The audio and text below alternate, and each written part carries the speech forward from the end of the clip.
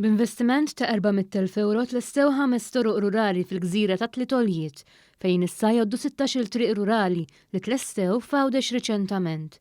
Dan intqal mis-Segretarju Parlamentari għall-Agrikoltura, Sajt u d-Drittijiet tal-Annimali Clint Camilleri meta kienet iżur żewġ toroq rurali fix-Xara.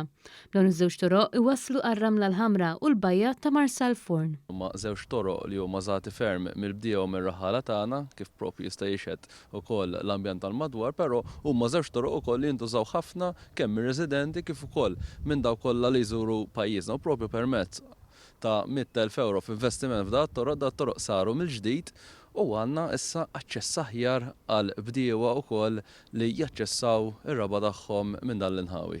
Is-Segretarju Parlamentari Camilleri nota kif dawn il-5 toroq li huma Triq tar-Ramla, Triq Għajn Wajta, Triq Sruġ, Triq Għajn Meddew u Triq ta' Garaffa huma 5 mill-61 triq rurali madwar Malta u Għawdex li huma finanzjati mill-fondi tal-Unjoni Ewropea u tal-Gvern Malti taħt il-Programm tal-Iżvilupp Rurali għal Malta bejn l-2014 u l-2020.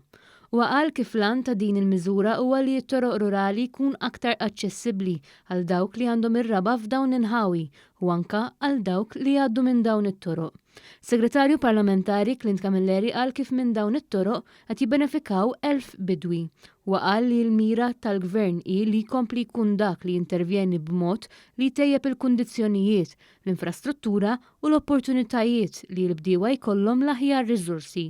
U għatem jgħid li biex is-settur agrikolu jkun aktar sostenibbli, irridu naraw l-introduzzjoni ta' aktar metodi innovattivi u moderni u nkomplu nħeġġu lill-bdiewa żgħażagħ biex jidħlu f'dan il-qasam filwaqt li ngħinuhom anke permezz ta' fondi. It-titjib f'dawn it-toroq rurali huwa riflessjoni tal-għan tal-Gvern li jkun proattiv u jimplementa infrastruttura adekwata għal bdiewa u r-raħħala Maltin u Għawċin.